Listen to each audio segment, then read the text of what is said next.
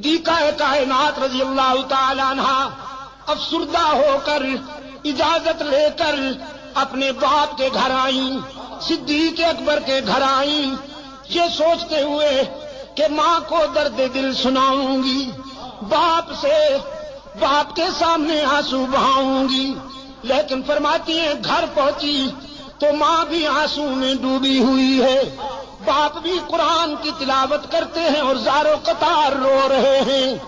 میری تو سمجھ میں کچھ نہیں آ رہا تھا۔ دیکھا منافقین کا پراپگنڈا کیسے کیسے معصوموں کو مبتلا کر دیتا ہے۔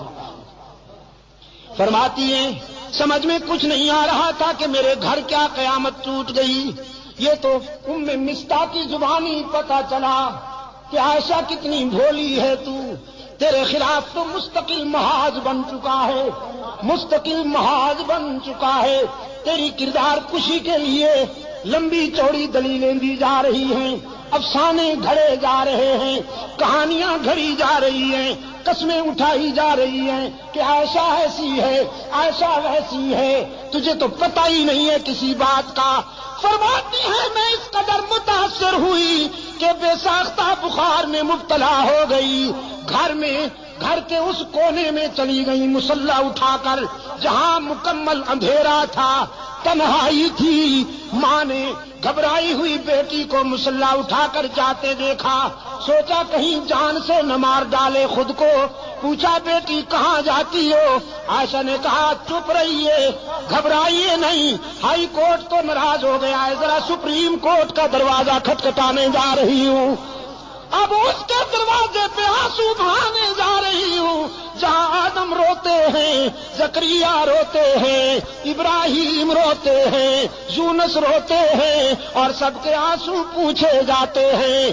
آج اس کے محبوب کی عائشہ بھی آنسو کا نذرانہ لے کر جا رہی ہے، اللہ کی عدالت میں اپیل کرنے جا رہی ہوں، میرے معبود میرے کردار کو کوئی اور جانے یا نہ جانے، لیکن تو میرے کردار کو بھی جانتا ہے، افکار کو بھی جانتا ہے۔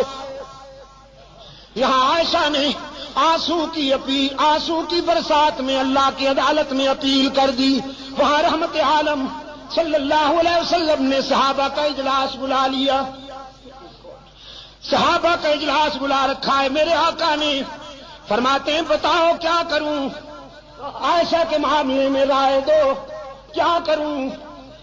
صحابہ رو رہے ہیں، کسی میں جرأت گفتار ہی نہیں، آنکھیں برس رہی ہیں، سسکیاں سنائی دیتی ہیں، آہوں کی آواز آتی ہے۔ رحمت عالم فرماتے ہیں بولو نا، عائشہ کے معاملے میں کیا کروں؟ لوگ ایسی ویسی باتیں کر رہے ہیں۔ ایک آواز آئی اللہ کے رسول اگر عائشہ سے آپ زیادہ ہی کبیدہ خاطر ہیں، اگر آپ کا دل زیادہ دکھ گیا ہے تو آزاد کر دیجئے، نبی کو بیویوں کی کمی تو نہیں، بس یہ آواز اٹھنی تھی کہ فاروق اعظم زارو قطار روتے ہوئے اٹھ کھڑے ہوئے، عرض کیا اللہ کے رسول یہ فیصلہ تو بالکل آخری ہوگا، پہلے یہ بتائیے کہ عائشہ کو آپ کی رفیقہ حیات بنانے والا کون ہے؟ پہلے یہ بتائیے کہ عائشہ کا رشتہ منتخب کرنے والا کون ہے؟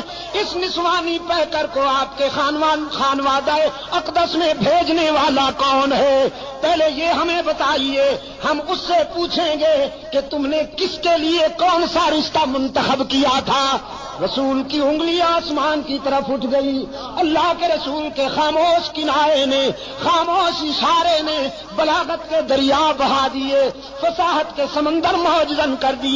رسول کی انگلی آسمان کی طرف اٹھی، فاروق کی تلوار نیام سے نکل آئی، عرض کیا اللہ کے رسول جس نے عائشہ کو آپ کے گھر میں آپ کی بیوی بنا کر بھیجا ہے، آپ کے گھر سے نکالنے کا اختیار بھی اسی کو ہے، عائشہ پر تنقید کرنے والوں کو میری تلوار کے حوالے کر دیجئے،